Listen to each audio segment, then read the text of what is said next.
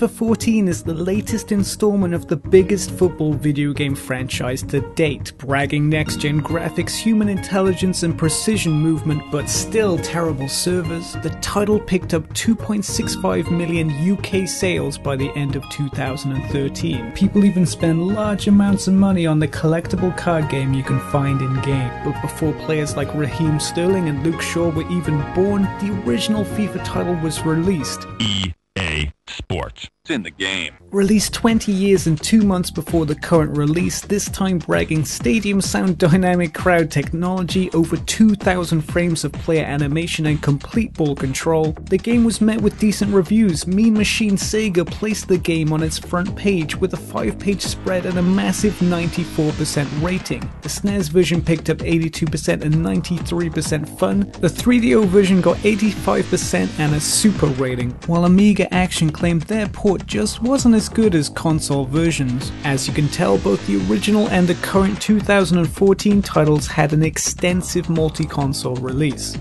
So we'll be taking a look at the Mega Drive version.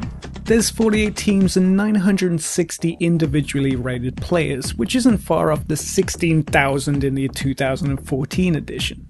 Unfortunately, the players aren't real. In case you were hoping for an 8-year-old Wayne Rooney. The gameplay choices are what you'd expect. Pick your team and play in an exhibition match, compete against random countries in a league format, enter the playoffs and face off against other teams, or there's the tournament. Compete in a World Cup, battle past the group stages and into the finals, which is exactly what we're going to do. We're going to try and take the proud nation of Wales and take them to the World Cup final. We were placed into Group C alongside Poland, Qatar and Morocco, managing to avoid all of the big teams. Hope was high, we could do this. Our first game was against Morocco.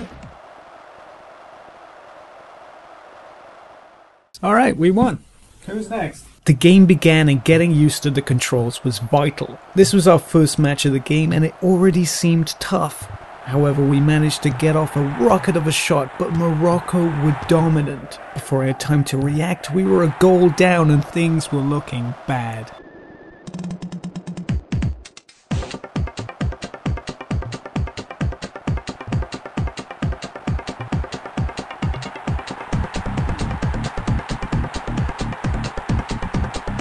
We did it! With some ridiculous passing, the goal was scored by a new Welsh legend, Brian Bingham. There's like 100 Joneses and 100 Williamses in the national team, and we somehow end up with Bingham? The Moroccans were straight back to dominating us, but somehow we managed to get to the end of the first half level. Surprisingly, Bingham is 80 rated. If he had an ultimate team card, it would look like this. He's a looker. The second half began, but a terrible defensive move meant Morocco took the lead again. This time with Ranger Smith celebrating this one. The previous goal was a complete fluke. We were in trouble. The game went on, but we weren't able to mount a comeback, and we lost. And then we had to sit and watch the other team gloat. Seriously, what is this shit? They get balloons? Why don't we get balloons? So we lost, but it wasn't over yet. The other game ended in a draw. There was hope. Our next game was against Poland. This was a must-win game for us, unfortunately against the highest rated team of our group. We had to turn up for this game and learn from our mistakes. We won the coin toss and the game began. Brian Bingham started trying to win the game by himself. And after some good pressure, Bingham was able to slot a crazy goal into the top left corner. Bingham continued to carry the team. In the second half, Poland were more aggressive. It was getting difficult to hold on to our lead, but a second goal by Bingham surely fired the team into safety and fired himself into legendary status. The Polish fought furiously to get back into the game, but it was too late. We had won. We had balloons and we were now second and only a point away from the Moroccans. All we had to do was hold off Qatar and we were going straight into the finals.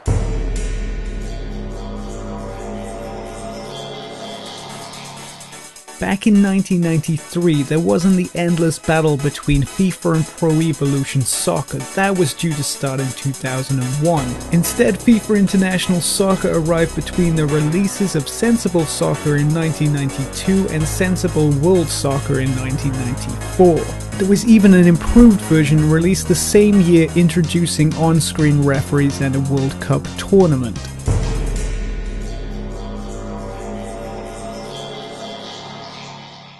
Back to the tournament, we were going straight into our final match of the group stages. Qatar were only a 2-rated team. How difficult could this be? We just had to do what we did to Poland and we would be through.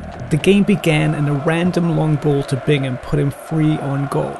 All he had to do was beat the goalkeeper, but no!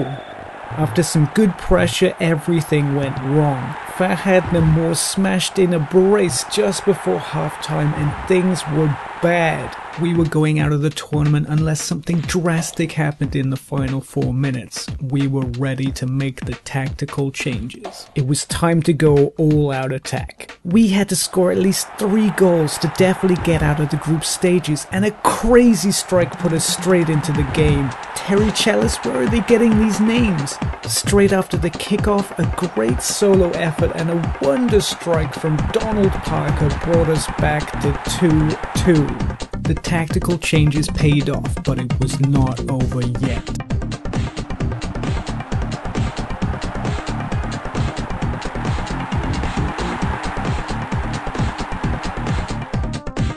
We were in the lead, all we needed to do was hold on. But then came the throw-in. All of our hard work undone in one quick series of events. Namour now had completed his hat-trick, but the drama was only just beginning. Through the majority of the rest of the game, Qatar would steal the ball and go offside, repeatedly. In fact, this happened a massive 10 times. 10 times this trapped us in our half and completely stopped any kind of attack. We were holding on against this team and holding on for a place in the finals. And then it happened. From a free kick from the 10th offside, they were able to steal the ball and slam it into the net. Namour had his 4th goal of the game, but he just seemed to troll me with his goal celebration. 4-3 with 3 seconds left on the clock, and the disappointment was real. We crashed out of the tournament in 3rd place, the heroics of Brian Bingham and our second half comeback destroyed by a cheap tactic. Qatar and Morocco went on to lose to Germany and Italy in the finals.